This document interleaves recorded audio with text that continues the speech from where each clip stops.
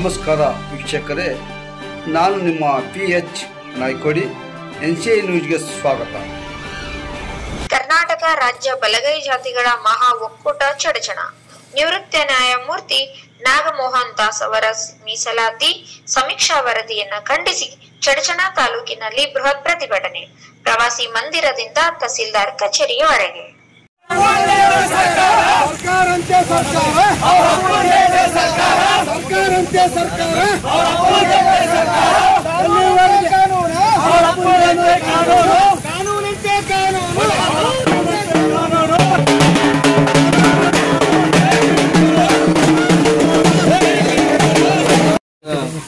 ದೇವಾನಂದ ಸಿಂಗ್ ಅವರು ಒಂದೆರಡು ಎಲ್ಲ ನನ್ನ ಭೀಮ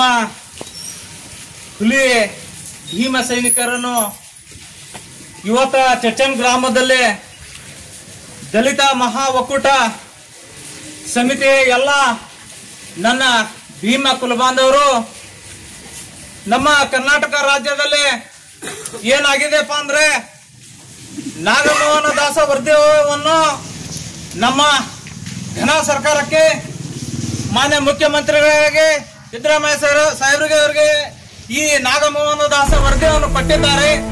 ಆ ವರದಿಯಲ್ಲಿ ನಮಗೆ ಅನ್ಯಾಯ ಆಗಿದೆ ಅಂತ ಹೇಳಿ ನಮ್ಮ ದಲಿತರ ಒಂದು ಈ ಚಡಚಣ ಮಹಾ ಒಕ್ಕೂಟದ ಕೂಗು ಆ ಸರ್ಕಾರಕ್ಕೆ ಮತ್ತು ಮಾನ್ಯ ಮುಖ್ಯಮಂತ್ರಿಗಳಿಗೆ ತಲುಪುವಗೋಸ್ಕರ ಈ ಚಡಚಣ ತಾಲೂಕಿನ ಎಲ್ಲ ಮಹಾ ಒಕ್ಕೂಟದವರು ಮಾನ್ಯ ಚಡಚಣ ತಹಸೀಲ್ದಾರ್ ಸಾಹೇಬ್ರ ಮುಖಾಂತರ ಈ ವರದಿಯನ್ನು ನಾವು ಕೊಡಬೇಕು. ಕೊಟ್ಟು ಈ ನಮಗೆ ಅನ್ಯಾಯ ಆಗಿರ್ತಕ್ಕಂಥ ಎಲ್ಲ ನನ್ನ ಅಣ್ಣತಮ್ಮರಿಗೆ ನ್ಯಾಯ ಕೊಡಿಸುವಲ್ಲಿ ಸರ್ಕಾರ ಪ್ರಮುಖ ಪಾತ್ರ ವಹಿಸಲಿ ಅಂತ ಹೇಳಿ ನನ್ನ ಒಂದು ಒಕ್ಕೂಟದಿಂದ ಅವರಿಗೆ ವಿನಂತಿಯನ್ನು ಮಾಡಿಕೊಳ್ಳುತ್ತೇನೆ. ಆ ವಿನಂತಿಯನ್ನು ನಾವು ಇಲ್ಲವಾದರೆ ನಮಗೆ ಸರಿಯಾದ ಒಂದು ನ್ಯಾಯ ಕೊಡಿಸದೇ ಇದ್ರೆ ಮುಂದೆ ಬರ್ತಕ್ಕಂಥ ದಿನಮಾನಗಳಲ್ಲಿ ನಾವು ಉಗ್ರವಾದ ಹೋರಾಟವನ್ನು ಮಾಡ್ತೇವೆ ಅಂತ ಹೇಳಿ ಚಡಚಣ ಒಕ್ಕೂಟ ಮಹಾಸಭಾದಿಂದ ಘನ ಸರ್ಕಾರಕ್ಕೆ ಒಂದು ಮಾತನ್ನು ಹೇಳಲಿಕ್ಕೆ ಬಯಸ್ತೇನೆ. ನಮಗೆ ಅನ್ಯಾಯ ಆದರೆ ಬಾಬಾ ಸಾಹೇಬ್ ಅಂಬೇಡ್ಕರ್ ಹೇಳಿದಾಗೆ ಅನ್ಯಾಯವನ್ನು ಯಾವಾಗಿದ್ರು ಅನ್ಯಾಯ ಆದರೆ ಸಿಡಿದೇಳೆ ಅಂತ ಹುಲಿಗ ಮರಿಗಳು ಸಿಂಹದ ಮರಿಗಳ ತರ ಗರ್ಜಿಸಲೇಬೇಕು.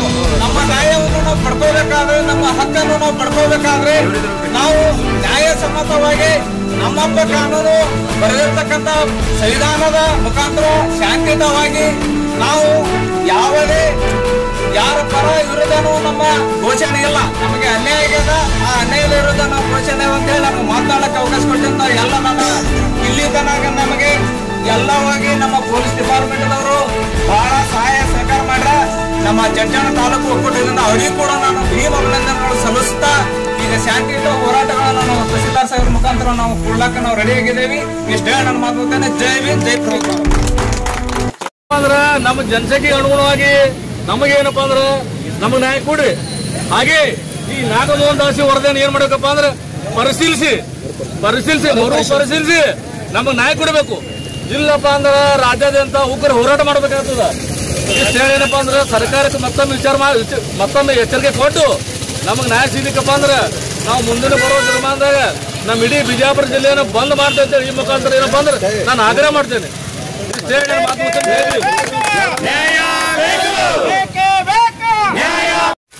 ಇಂತೆ ಚಡಚಣ ತಾಲೂಕಿನ ಸಮಸ್ತ ಚಡಚಣ ಹೊಳೆಯ ಸಮುದಾಯ ಬಲಗೈ